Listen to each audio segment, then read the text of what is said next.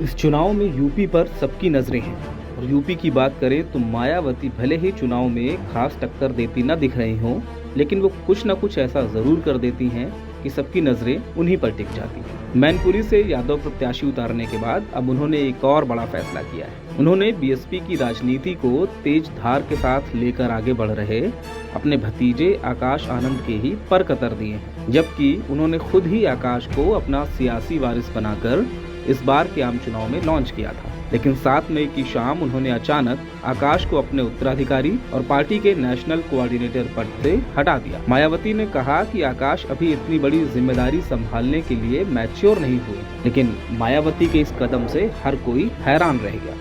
वो इसलिए क्योंकि मायावती बीते काफी वक्त से आकाश आनंद को राजनीति के लिए तैयार कर रही थी।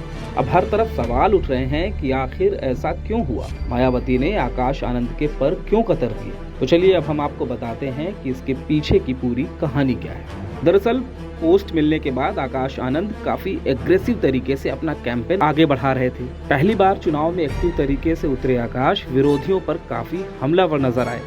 उन्होंने न सिर्फ यूपी में ताबड़तोड़ रैलियां की, बल्कि बड़े ही आक्रामक अंदाज में एजुकेशन, महंगाई और बेरोजगारी जैसे मुद्दे भी उठा रहे थे। उनके इन तेवरों को कई लोग पसंद भी कर रहे थे, लेकिन सूत्रों की माने तो यही तेवर आकाश आनंद पर भारी पड़ गए।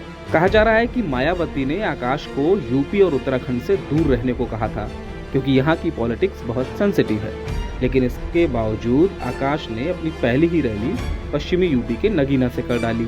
इस रैली में उन्होंने आजाद समाज पार्टी के अध्यक्ष और नगीना से जो कैंडिडेट हैं चंद्रशेखर आजाद और रावण, उन पर जमकर अटैक किया। सूत्रों की माने तो मायावती इससे बिल्कुल खुश नहीं थी, क्योंकि उनको लग रहा था कि चंद्रशेखर पर सियासी अटैक से उसको फायदा मिल सकता है।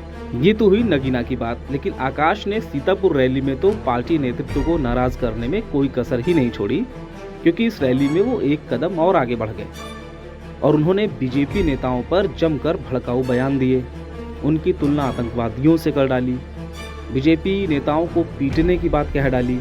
ये भड़काऊ भाषण जब वायरल हुआ, सामने आया, तो आनंद के खिलाफ तो मुकदमा दर्ज हुआ ही, बीएसपी के 3 कैंडिडेट्स पर भी नामजद मुकदमा दर्ज हो गया। सूत्रों की माने तो मायावती इस गतिविधि से बेहद नाराज थी और इसी वजह से उन्होंने आकाश आनंद के प्रचार पर रोक लगा दी। लेकिन आकाश इसके बावजूद दिल्ली में रहकर प्रचार प्रसार करते रहे। दरअसल मायावती का मानना है कि वो जिस तरह की संतुलन की सियासत कर रही हैं, जिस तरह वो बैलेंस की पॉलिटिक्स करती हैं, आकाश के भाषण, आकाश का तौर तरीका और उनका एग्रेसिव अंदाज उनके पॉलिटिक्स के तरीकों नुकसान पहुंचा सकता है और यही आकाश पर कार्रवाई की सबसे बड़ी वजह बताई जा रही है।